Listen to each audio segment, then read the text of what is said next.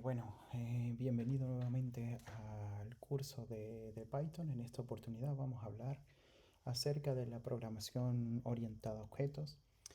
Esta parte es muy interesante, ya que es un paradigma de programación que es mayormente usado en el desarrollo de software. Por ello, espero que de aquí en adelante todas las prácticas que hagamos sea basado en clases. Y para ello tenemos el siguiente contenido donde vamos a hablar acerca de la programación orientada a objetos como tal, qué son las clases, qué son los objetos, y a su vez tocaremos el punto de los atributos y los métodos. También hablaremos sobre la herencia, la sobreescritura, la herencia múltiple y las interfaces. Aquí partiendo de la definición, programación orientada a objetos es un paradigma de programación en la cual se utilizan los objetos y clases como en el mundo real para estructurar un código. Mayormente esto se utiliza, la ventaja de este paradigma es que permite crear módulos de las aplicaciones, que eso nos lleva a reutilizar el código de una manera más fácil y muy simple de mantener. Entonces, en principio, tenemos este par de ejemplos. Uno es una tarjeta bancaria, y en la otra tenemos lo que son los animales, ¿no? Entonces, en el mundo real, tal cual, nosotros tenemos un objeto. Ese objeto como tal tiene atributos. Ese atributo son las propiedades que describen un objeto como tal. En este caso, pues, en el ejemplo de la tarjeta tenemos un número, tenemos un nombre que es el titular, tenemos una fecha de caducidad y tenemos el nombre de un banco. Y a su vez tenemos unas funciones que realiza esa tarjeta, que los vamos a llamar métodos. De ahora en adelante, esas funciones que mayormente hemos usado en Python para generar sumas, para generar cualquier operación, ahora lo vamos a llamar métodos en el mundo de programación orientada a objetos. Entonces, esos métodos me permiten realizar cualquier operación, cualquier objetivo sobre el objeto. Entonces, por una parte tenemos el objeto en sí, tenemos los atributos y tenemos los métodos, que son las funciones en las que se realiza cualquier operación sobre ese objeto. Partiendo del ejemplo de animales, tenemos una clase, ¿verdad? Tenemos una clase de animal en este caso, en la cual nosotros vamos a obtener de allí animales. Aquí tenemos dos tipos de animales, uno es el perro y el otro es el gato. Esos vendrían a ser los que podemos denominar como objetos. Y las clases es como tal una plantilla que se utiliza para definir esos objetos. En este caso, los atributos de los animales serían nombre, edad, tipo, raza. En este caso, a pesar de que son animales diferentes, pues son propiedades que son iguales para los dos en el caso de animales. Y en el tema de los métodos, de las funciones de los dos, pues tenemos tanto comer como caminar. Entonces, mayormente la programación orientada a objetos lo que me permite es modular cada aplicación, ¿verdad? Basada en ese tipo de objetos. Por lo menos cuando estemos hablando con clientes, pues vamos a tener una clase que es de tipo cliente. Cuando hablemos de factura, será una clase de tipo factura. Es un objeto de tipo factura, un objeto de tipo cliente, un objeto de tipo empleado, un objeto de tipo carro.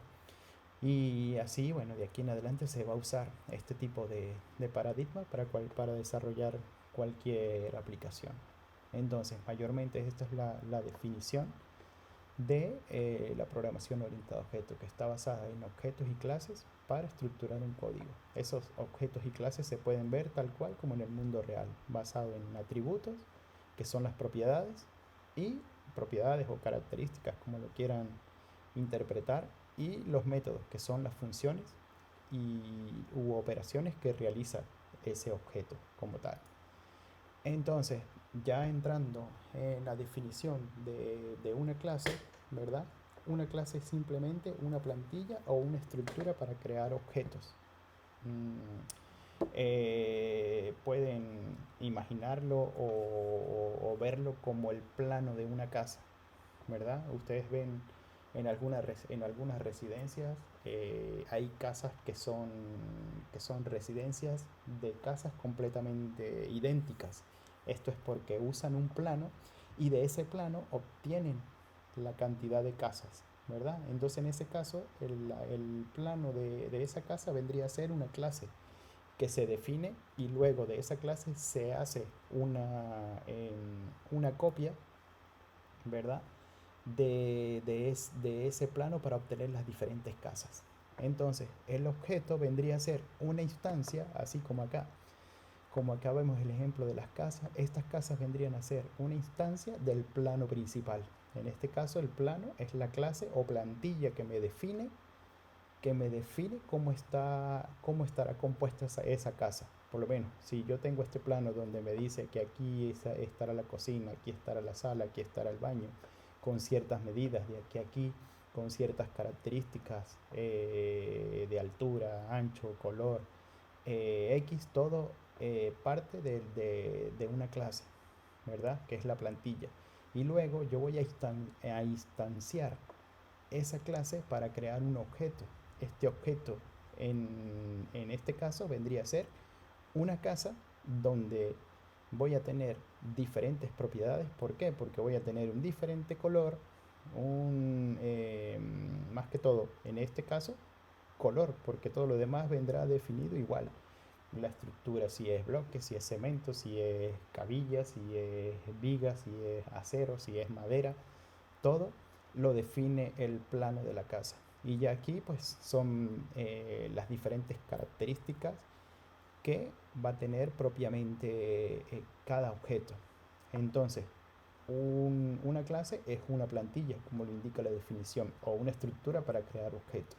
Y el objeto es una instancia, es como decir que yo agarro de este plano y saco una copia. Claro, me saco una copia, vendría a ser una instancia. Entonces yo estoy creando una instancia de este plano casa.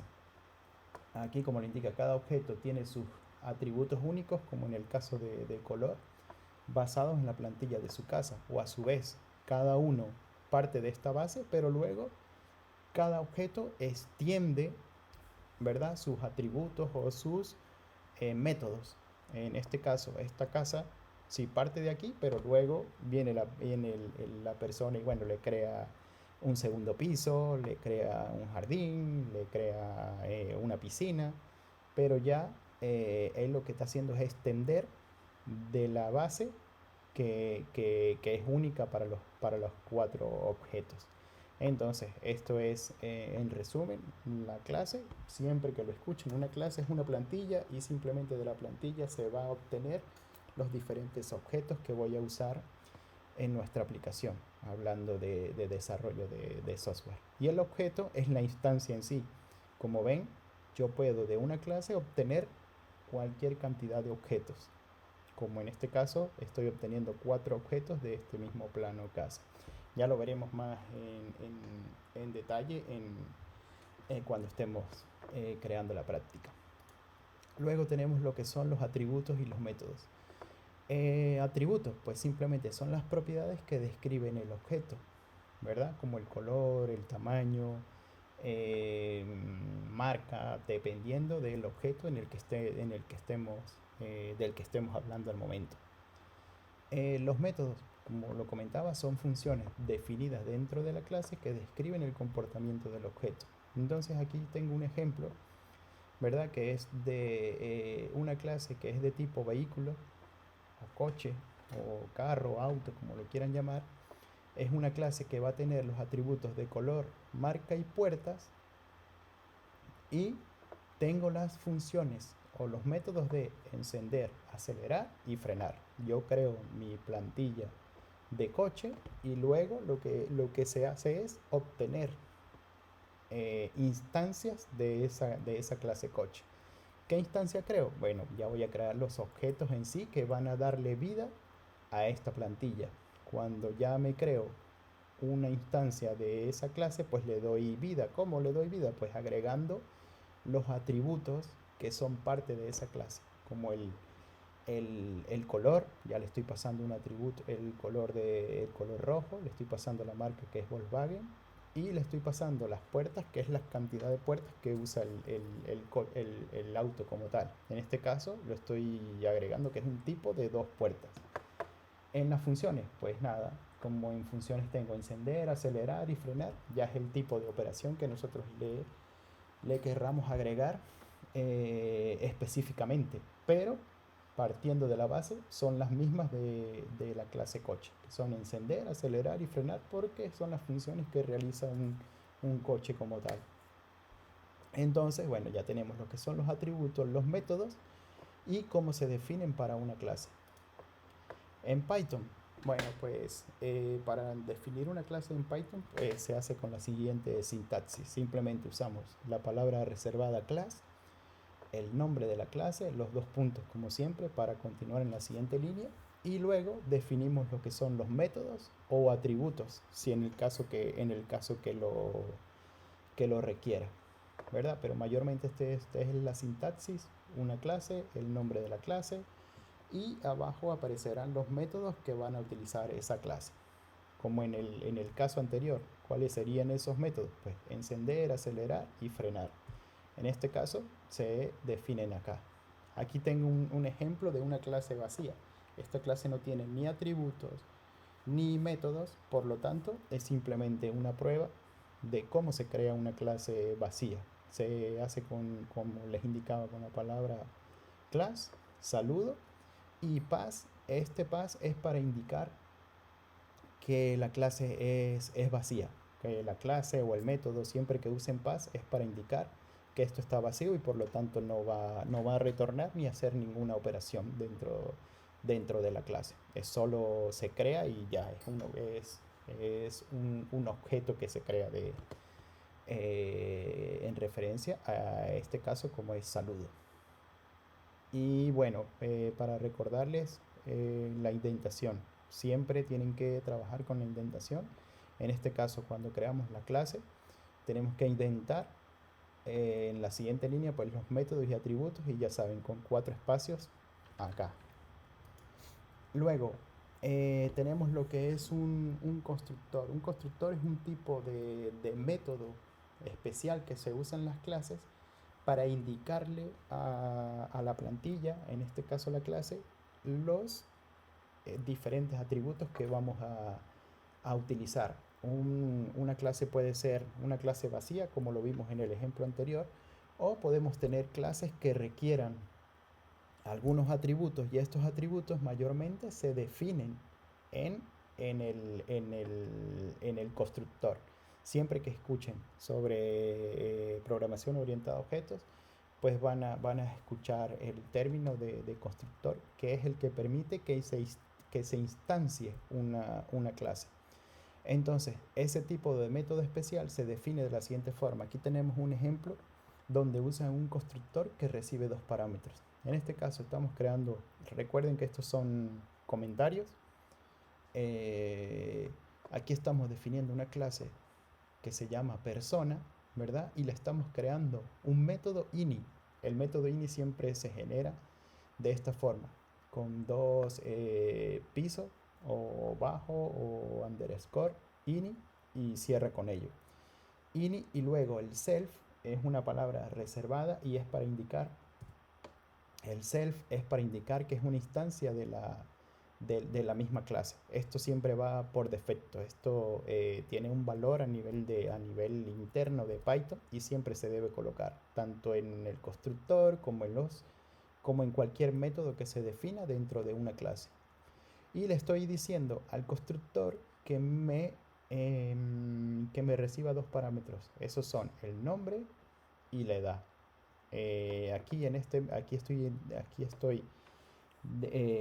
creando el método constructor ini, que me recibe dos argumentos, nombre y edad, los cuales los estoy inicializando, ¿verdad? Self, los cuales uso el valor de nombre para crear el atributo nombre y el atributo edad, que casualmente pues se llaman igual, ¿verdad? Se llaman igual al argumento que estoy recibiendo en el método init. Pero estoy simplemente inicializando estos valores. El constructor siempre me va a permitir inicializar atributos al crear una instancia. Entonces en este caso yo estoy inicializando esta clase persona con lo que reciba en estos parámetros, nombre y edad. Luego estoy definiendo dentro de esa clase persona un método. Este método sí ya es un método que me realiza alguna operación. Esa operación es, en este caso, mostrar información, que como les indicaba, siempre usa el self a nivel de clases. Esto no lo veíamos cuando estábamos viendo la parte de funciones, porque self no se necesitaba, ya que no estábamos usando programación orientada a objetos. Ya al estar dentro de una clase o un método, se debe usar la palabra reservada self para indicarle que es una instancia de la misma clase. Aquí esta es una función simple como la hemos aprendido a definir con el def, el nombre. Es vacía porque no recibe ningún parámetro y simplemente estoy haciendo un print, ¿verdad? De lo que tengo en nombre, que lo estoy definiendo acá. Luego estos atributos yo puedo hacer referencia a ellos usando el self. Ya estando con el self, ya puedo hacer referencia a todo lo que está dentro de la clase. Como ven aquí, hago referencia al nombre, que ya lo estoy inicializando en el constructor, y lo mismo con la edad, que lo estoy obteniendo en el mismo constructor. Y luego para crear ya un objeto de esta clase, aquí ya hemos definido nuestra clase con nuestro constructor. Ahora vamos a la parte de el uso. El uso es la creación de un objeto. Aquí estoy creando una variable que se llama persona1, donde le estoy diciendo es de tipo persona, que va a recibir el nombre y la edad, como lo indica su constructor. Entonces estoy creando una persona de este tipo, un objeto de esta clase persona. Estoy usando la plantilla para generar diferentes objetos. En este caso estoy usando un solo objeto, pero aquí yo puedo crear pues la cantidad de objetos que quiera. Y luego con ese, ya al crear esa instancia de esa persona, ¿verdad? Ya tengo el objeto y con ese objeto ya puedo hacer el llamado de cualquier método que tenga ese objeto como tal. En este caso, mostrar información, que al ejecutarlo pues me mostrará lo que me dice la operación o la instrucción que tenga ese método definido. En este caso, print del nombre y la edad.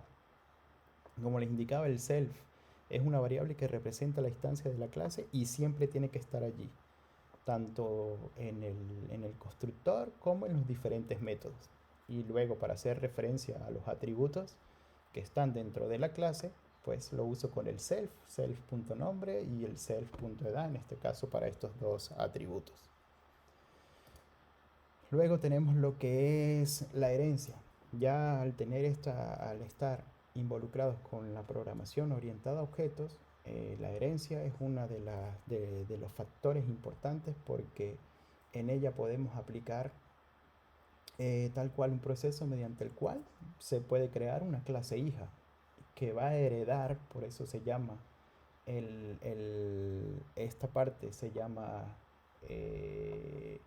herencia, porque permite compartir sus métodos y atributos. Cuando yo defino, como en este caso, una clase animal, en la cual tengo un constructor que recibe solamente un nombre, yo puedo heredar en otra clase. Voy a crear ya la clase perro, que va a ser una clase específicamente para el animal perro, pero yo le voy a indicar que voy a heredar de esa clase animal, voy a heredar tanto el atributo como el tipo, en este caso de animal. De esta clase plantilla yo le estoy indicando: este perro es de tipo animal, y estoy definiendo una función para esta clase específicamente, que es ladrar. Ya le estoy extendiendo a la clase animal perro le estoy extendiendo la función de ladrar, que no está definida en el animal. Bueno, ya aquí cada perro tendrá cada animal tendrá sus propias funciones, ¿verdad? En este caso de, de perro es ladrar, que simplemente imprime un mensaje. Como, wow, este es el ejemplo de la herencia. Entonces, ya en un ejemplo real, pues lo tenemos aquí, en el caso de la tarjeta.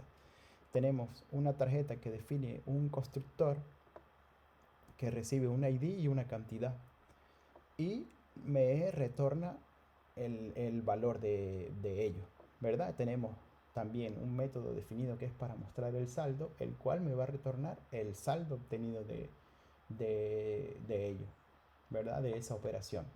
Luego yo voy a heredar, porque de la clase tarjeta, de la clase tarjeta, yo voy a derivar ahora a una tarjeta descuento.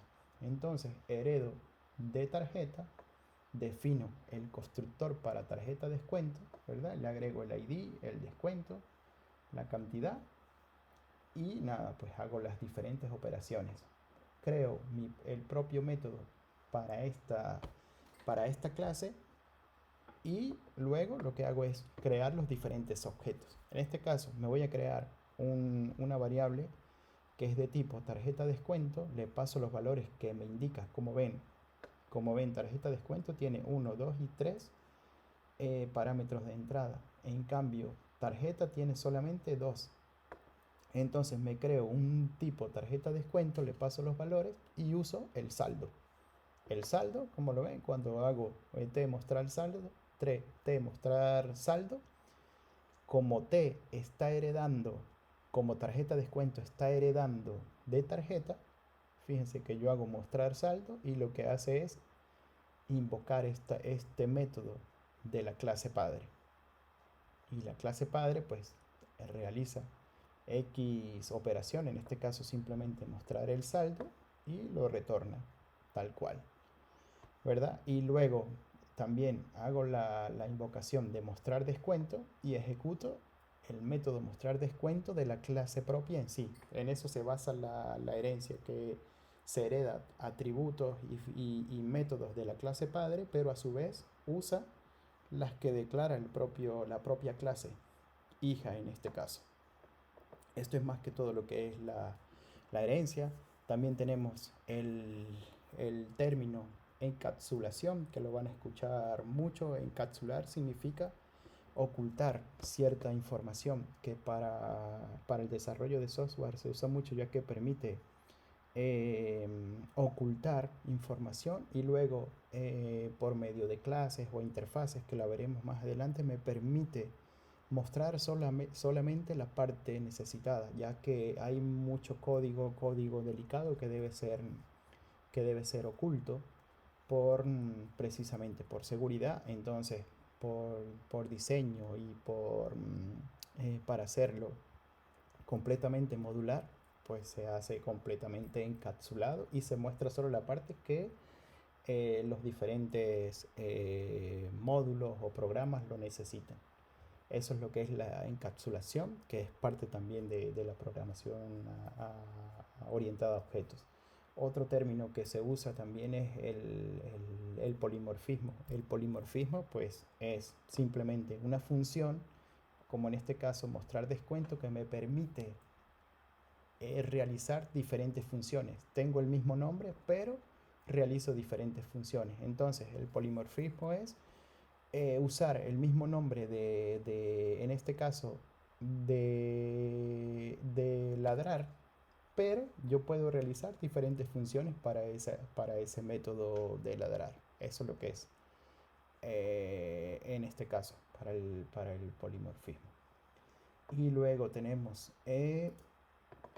la sobreescritura de métodos. Cuando se trabaja con herencia, como les indicaba, al crear una clase, como en este caso animal, ¿verdad? Con un constructor, con un método de hablar, moverse, un método de describir, cuando sus clases hijas, como en este caso perro, vaca, abeja, heredan de esas clases.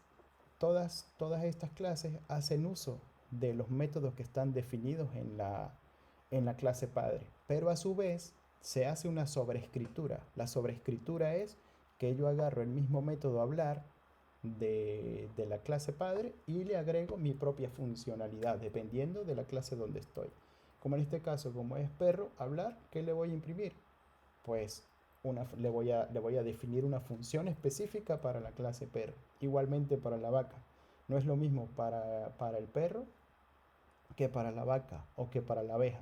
Por eso se llama sobreescritura de métodos, donde a la clase padre, en la clase hija, yo le estoy definiendo o le estoy cambiando la función que realiza de acuerdo a la clase que lo representa. Perro, vaca, abeja y así pues con todos los diferentes objetos o en el mundo donde nos estemos moviendo a nivel de software. Pero es para que lo tomen en cuenta. Se define la clase de padre con tres métodos. Como lo ven, están vacíos. El único que tiene es el describe. Y las clases hijas heredan, fíjense, de animal, heredan los mismos métodos, pero le están agregando funcionalidad al método.